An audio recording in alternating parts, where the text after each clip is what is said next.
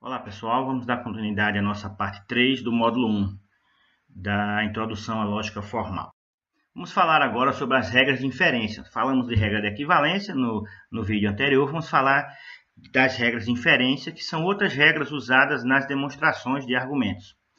Quando você tem uma ou mais formas que fazem parte de uma sequência de demonstração, então a gente pode adicionar nova forma na sequência, substituindo a anterior por uma fórmula correspondente. Agora eu vou vou gerar novas formas, incluindo novas formas na demonstração.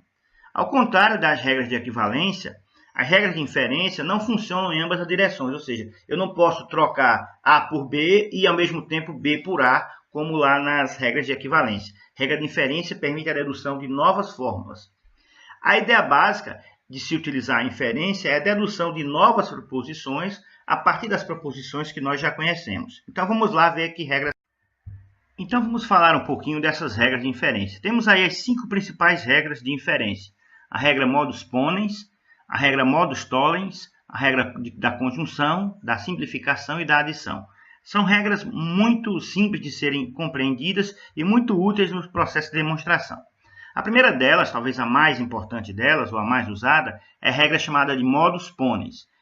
Diz o seguinte: se você tem P e você tem outra expressão de P implica em Q, então você tem o quê? O antecedente e a regra que diz antecedente, você tem o consequente. Então, obviamente, você vai poder deduzir o Q. Então, se você tem P e tem P implica em Q, você deduz automaticamente o Q. A outra regra, chamada modus tollens, diz o seguinte: se você tem P implica em Q, mas tem como hipótese o não Q, ou seja, a negação de Q, você vai poder deduzir também que o P vai ser negado. O P verdadeiro é o P negado. A regra da conjunção diz que se você tem P verdade e Q verdade, você pode juntar P e Q, que a expressão continua sendo verdade. Se você tem, pela regra da simplificação, o contrário, se você tem P e Q, você pode desmembrar essa expressão em duas expressões, em P e Q, porque elas vão continuar sendo verdade. Lembrando que na adição, no I, ambas as proposições têm que ser verdadeiras para a proposição completa ser verdadeira. E a última regra dessas 5 aí diz que se você tem P como verdade, qualquer coisa que você adicionar a P com ou, P ou Q, P ou R, P ou S, independente do valor lógico dessas outras letras, Q, R ou S, você vai continuar tendo a expressão como verdadeira. Por quê? Porque P é verdade. Lembre-se que quando a gente tem o ou, qualquer coisa com o ou verdadeiro, tá, torna-se verdadeiro, porque o ou, uma das duas suposições sendo verdadeiras, é suficiente para tornar a expressão toda verdadeira. Então, como exemplo aí, a gente tem o modus ponens. O que é que diz o modus ponens? Se P, então Q. Ora, P é verdade, então P também vai ser verdade. Um exemplo aí, você tem uma expressão: se chover, então eu fico em casa. E aí o P é se chover, o Q é ficar em casa. Aí eu tenho P, choveu. Então, portanto, eu fico em casa. Então, é uma regra bastante simples e intuitiva, o modus ponens. A regra seguinte, a regra modus tollens, diz o seguinte: se P, então Q, mas sabe que o Q é falso, então o P também vai ser falso. Você deduz que o P vai ser falso. Se existe fogo aqui, então tem oxigênio. Essa é a regra. Mas eu sei que não tem oxigênio aqui, então só pode não existir o fogo. Tá certo? Então vamos ver nas demonstrações vários exemplos da aplicação dessas regras aí. Então, um exemplo aí do modus ponens. Imagine que você tem uma primeira hipótese dizendo A implica em B e C. Isso é uma verdade. Você tem como A também como verdadeiro. Então, se A implica em B e C, verdade, e se A também é verdade, então verdade implica em verdade, B implica em C, vai ser verdadeiro pela regra de modus ponens. Então, a gente pode aí observar, colocando aí as letras, né, da regra, P implica em Q, A implica em B e C, verdade. Então, a segunda linha diz que P, que A, né, é verdade. Então, Q também vai ser verdade em 1 e 2, aplicando o modus ponens. Essa é a representação que a gente coloca quando aplica uma regra. Diz as linhas e bota a abreviatura da regra, para dizer qual foi a regra aplicada e onde ela foi aplicada. Outro exemplo aí do modus tollens. Você tem A e não B implica em C, como uma hipótese. Aí você tem como outra hipótese o não C. Então você tem a primeira hipótese é A e não B, implica em C, e a segunda hipótese é não C. Então você tem a negação de C. Se você tem a negação de C, você vai ter a negação também de A e não B. Então eu tenho aí o formato P implica em Q como hipótese, depois eu tenho não Q como hipótese. Então se eu tenho P implica em Q e tenho não Q, eu vou ter o não P como deduzido, como inferido aí. Tá? Então para a gente usar uma regra de dedução, as formas elas têm que estar exatamente na forma descrita na regra. Então, a gente lança a mão desse formato P e Q para melhor associar a regra, para melhor lembrar da regra. Mas lembrando que P e Q aí são genéricos, pode ser qualquer tipo de proposição. Vamos ver aí um exemplo maior, tá certo? Usando a lógica proposicional, provar que o argumento abaixo é válido. Então, eu tenho esse argumento todo aí, A e B implica em C, e entre colchetes, A e B implica em D ou não C, e B implica em D. Então, tudo isso aí vai implicar em D. Então, eu tenho que provar que esse argumento é válido. Como é que eu provo? Usando cada uma das hipóteses até chegar no D. Então, vamos ver que esse exemplo é bastante intuitivo. Então, eu tenho as hipóteses, eu tenho 4 hipóteses que são exatamente as 4 proposições separadas pelo I. P1, lembra lá do P1, P2, P3, P4. Então, P1 é A, P2 é B, implica em C, P3 é essa expressão toda aí, ó. A e B implica em D ou não C, que ela está entre colchete, e P4 vai ser o próprio B. Então, eu tenho essas 4 hipóteses. O que é que eu vou fazer agora? Eu vou manipular ou usar essas hipóteses, a partir das regras de inferência e de equivalência também, para que a gente possa deduzir novas hipóteses até chegar no objetivo final, que é D. Nós temos que chegar em D, que é a conclusão do meu argumento. Tá? Então, vamos lá. Se eu tenho B implica em C e eu tenho B, então eu tenho aquele formato lá. P implica em Q e tenho P. Então, se eu tenho esse formato, eu posso aplicar a regra do modus ponens. Aonde? E 2 e 4. Usando 2 e 4, se eu tenho B implica em C e eu tenho B, então eu vou ter C, obviamente. Então, em 2 e 4 eu aplico o modus ponens, tá certo? Aí agora eu tenho que aplicar, eu não cheguei no D, eu tenho que chegar no D. Eu tenho A e tenho B como proposições, como hipóteses aí que eu assumo como verdadeiras. Então, eu vou juntar as duas aplicando a regra de conjunção. Porque se A é verdadeiro e B é verdadeiro, A e B também vão ser verdadeiros. Então, eu tenho com 1 e 4, aplicando 1 e 4, eu tenho as conjunções, eu tenho uma nova proposição. Eu posso usar qualquer uma das expressões anteriores. E na medida que eu vou descobrindo novas hipóteses, essas novas hipóteses podem ser utilizadas também nas novas deduções. Aí, se eu tenho, veja como essa é interessante, eu tenho 3, A e B implica em D ou não C. E tenho 6, A e B, então eu tenho exatamente o mesmo formato. P implica em Q e P. Então, se eu tenho A e B e tenho A e B implica em D ou não C, então eu vou deduzir também, por modus ponens, D ou não C como verdade. Tá certo? Então, eu tenho aí, aplicando em 3 e 6 o modus ponens, eu vou ter D ou não C como nova hipótese. Agora, eu tenho aí não C ou D. Eu fiz uma comutação, é uma regra de equivalência, vista no vídeo anterior. Eu simplesmente troquei. Por quê? Porque quando eu troco, eu coloco a expressão negada no início com ou. Isso me faz eu poder usar uma nova regra de equivalência, que é chamada de condicional. Então, aí eu só fiz a comutação. Eu inverti o D ou C, ou não C, por não C ou D. E aí, agora sim, se eu tenho não C ou D, eu posso trocar pela regra de equivalência da condicional, aplicando em 8 a condicional, vai ficar C implica em D. E agora, o que a gente tem? Se a gente tem lá em cima C em 5, e se eu tenho C implica em D, eu vou ter o D com 5 e 9, aplicando o modus ponens, eu vou ter o D. Então, aí eu demonstrei o meu argumento. Eu parti das hipóteses que eu tinha, fui deduzindo, usando regras de inferência e de equivalência, até chegar na conclusão do meu argumento. Isso é que a gente chama de demonstração da validade de um argumento. Eu estou provando que ele é válido. Então, qualquer que seja o valor de A, de P, de C e de D, dessas 4 expressões, dessas 4 proposições, esse argumento aí sempre ele é válido, porque eu não levo em conta o valor lógico de A e B, tá certo? Eu assumo que as hipóteses elas são verdadeiras e tento chegar na conclusão. Se eu consigo chegar na conclusão, significa que o meu argumento é válido, quaisquer que sejam os valores de A, B e C, ok? Vamos ver um outro exemplo. Vamos ver esse outro exemplo. Provar que o argumento abaixo é válido. A ou não B implica em C, e C implica em D, e A implica em D. Então, eu tenho aí 3 hipóteses e a conclusão também em D, tá certo? Foi só uma coincidência essa conclusão terminar em D. Mas vamos lá. Então, eu tenho as 3 hipóteses e vou colocar as 3 hipóteses. E aí, eu observo o quê? Que eu tenho A ou não B na primeira hipótese. E eu tenho A na terceira hipótese aí. Ora, se a gente lembrar da regra da adição, se eu tenho uma proposição como verdadeira, se eu colocar alguma coisa aí depois dela com ou, vai continuar sendo verdadeira, porque ela é quem vai determinar o valor lógico da expressão.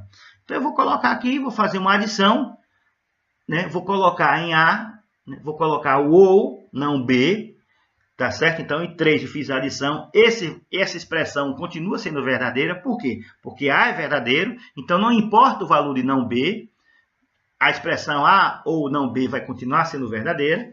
E aí eu tenho agora a expressão A ou não B, que representa o quê? O P lá da primeira expressão, tá certo? O P da primeira expressão. Então eu tenho agora A ou não B implica em C, tá certo? Se eu tenho A ou não B, eu vou ter C também. Então em 5 eu deduzo C usando 1 e 4 modus ponens. Tá? Se eu tenho C, e se eu tenho C implica em D, obviamente, novamente usando modus ponens, usando modus ponens em 2 e 5, eu vou ter T. Então, essas regras elas precisam ser encaixadas, você precisa olhar para cada hipótese que você tem e lembrar das regras. É claro que lembrar das regras vai exigir um treinamento, um exercício que você tem que fazer para que essas regras elas fiquem cada vez mais fixadas na sua cabeça, tá certo? Então, é importante treinar bastante, aí a gente vai ter vários exemplos, além dos exercícios. Então, esses 3 exercícios aqui, que a gente vai deixar para vocês resolverem, a gente vai colocar no fórum as respostas, tá certo? Vocês vão fazer a demonstração de que esses argumentos aí são válidos. Todos os 3 são válidos. Então, cada um desses tem uma maneira de resolver, mas sempre usando as regras de equivalência e de inferência. E vai aparecer, na letra C, vai aparecer uma regra chamada de contraposição, tá certo? Que diz o seguinte: se eu tenho não A implica em não B, isso é a mesma coisa de dizer que se eu tiver B implica em A, tá? Então nós vamos fazer isso.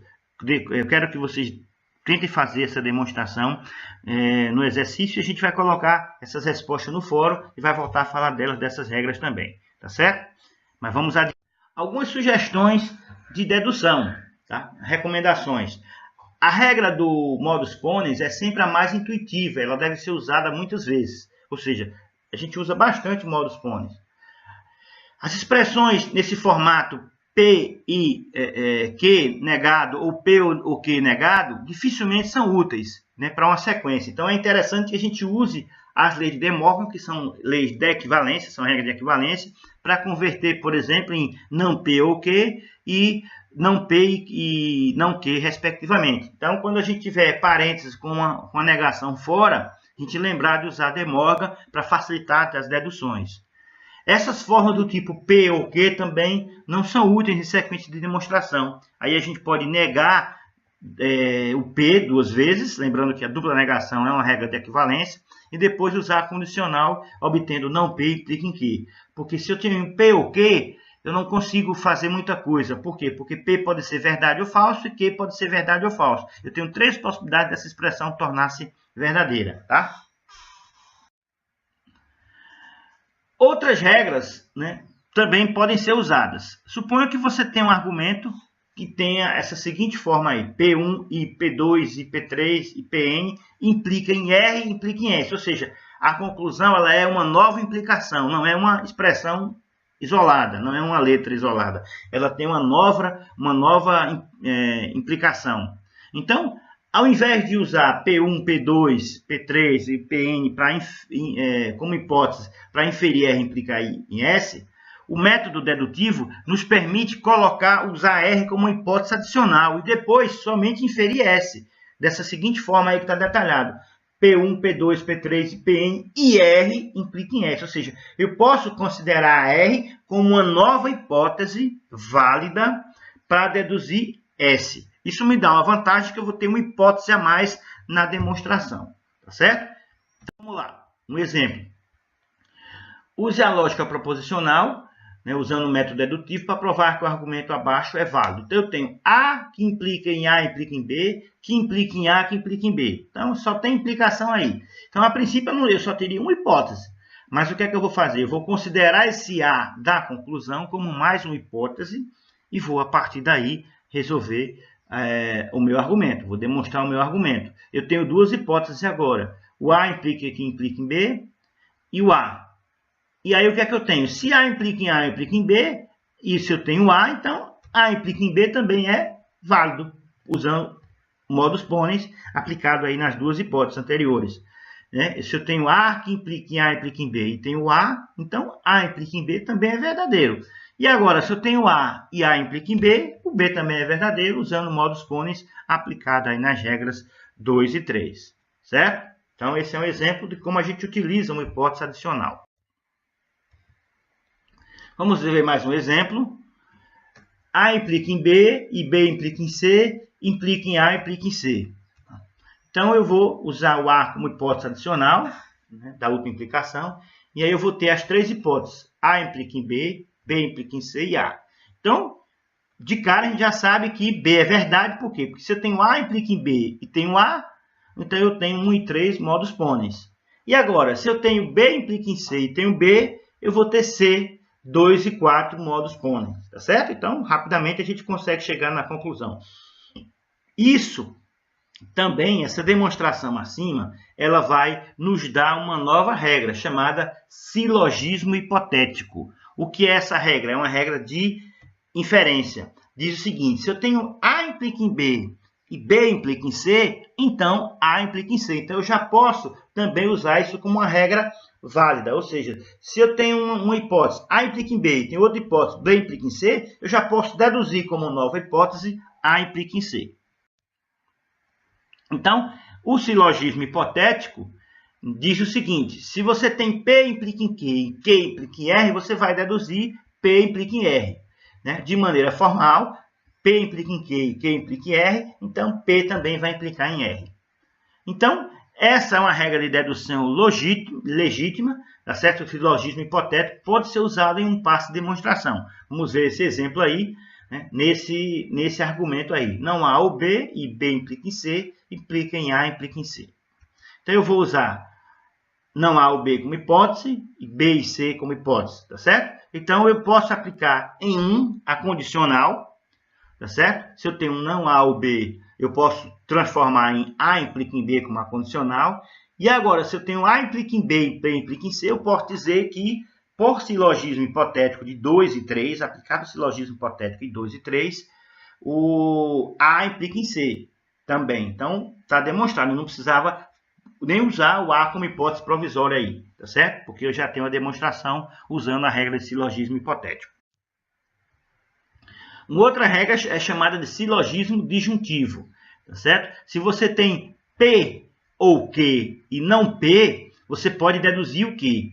Isso torna-se claro da seguinte forma: imagine que você tem P ou Q. Então, qualquer um dos dois pode ser verdadeiro e ambos podem ser verdadeiros.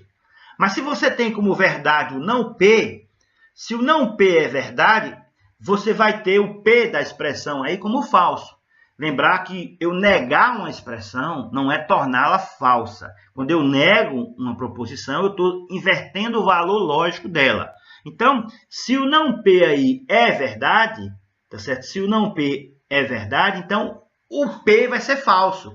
Se o P vai ser falso, a única possibilidade dessa expressão tornar-se verdadeira é o Q sendo verdadeiro. Por isso que eu posso deduzir o Q como verdadeiro de maneira formal.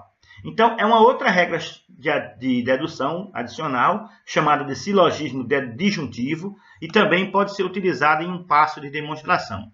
Então, vamos ver o exemplo aí. Se você tem A ou B e não A, implica em B. Então, eu tenho duas hipóteses, A ou B e o não A. Tá? Então, se eu transformar a primeira expressão usando o condicional, vai ficar não A implica em B, em 1, aplicando a condicional. E aí eu vou ter não A implica em B e não A, e vou deduzir B por modus ponens, tá certo? Então, é uma outra regra de dedução formal, o silogismo disjuntivo. Bom, pessoal, com isso a gente conclui essa parte, tá? Esse módulo, essa parte 3, ela é extensa, vamos ter uma nova videoaula falando de argumentos verbais, tá certo? Então, a gente se encontra na próxima videoaula aí. Grande abraço, até a próxima.